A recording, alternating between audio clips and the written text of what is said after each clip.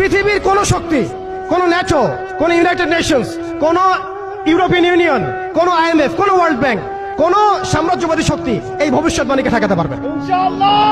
আপনি ওদেরকে চেষ্টা করতে দেন।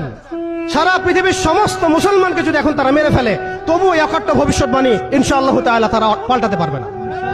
এটা আমাদের আশার জায়গা।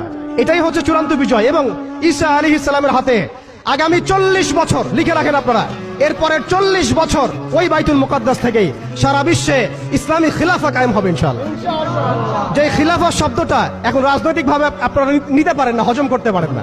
আমি জানি আপনারা জানেন না, অনেকেই এটা অজ্ঞতার কারণে হতে পারে, তারা হয়তো জানেন না, আমরা জানাতে এসেছি।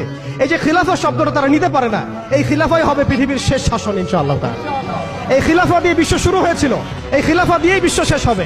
ঈসা আলাইহিস সালাম 40 বছর ওই জেরুজালেম থেকেই এই বিশ্বকে শাসন করবেন ইনশাআল্লাহ তাআলা। এটা লেখা হয়ে গেছে, কুদিয়াল আমর, এটা কেউ চেঞ্জ করতে পারবে না। এখন মাঝখানের এই সময়টুকুতে জায়নিস্ট আসলে কি করেছে এবং আমরা কোন কোন জায়গায় পিছিয়ে গেছি এবং আমাদের করণীয় কি হতে পারে, এটা আমি অল্প কথায় শেষ করে দিব। এক কথায় দেখুন, জায়নিস্ট মুভমেন্ট গঠন করার পরে তারা সর্বপ্রথম, ভালো করে খেয়াল করেন, তারা সর্বপ্রথম একটা ঐক্যবদ্ধ প্ল্যাটফর্ম এনেছে। আমরা দেখেন সারা বিশ্বে এখন পর্যন্ত মুসলিমরা একটা ঐক্যবদ্ধ প্ল্যাটফর্ম করতে পারি নাই। তারা ঐক্যবদ্ধ একটা প্ল্যাটফর্ম করেছে এবং সেই প্ল্যাটফর্মকে কেন্দ্র করে তারা সবার আগে খেলাফত ব্যবস্থাকে ধ্বংস করেছে। অটোম্যানদেরকে তারা পরাজিত করেছে।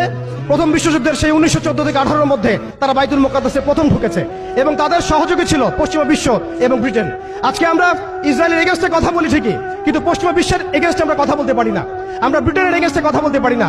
আজকে আমরা ইসরায়েল বিরোধী কথা বলি ঠিকই, আমেরিকার এগেইনস্টে আমরা কথা বলতে পারি না। আজকে আমরা তাদের পণ্য বয়কট নিয়ে কথা বলি, এটাও দরকার আছে, কিন্তু তাদের আদর্শ দিয়ে আমাদের ব্যক্তি জীবন, পারিবারিক জীবন, সামাজিক জীবন, ইভেন রাজনৈতিক অর্থনৈতিক জীবন পর্যন্ত ঢেলে সাজানো হয়েছে, এইগুলো আমরা ছাড়তে পারি না।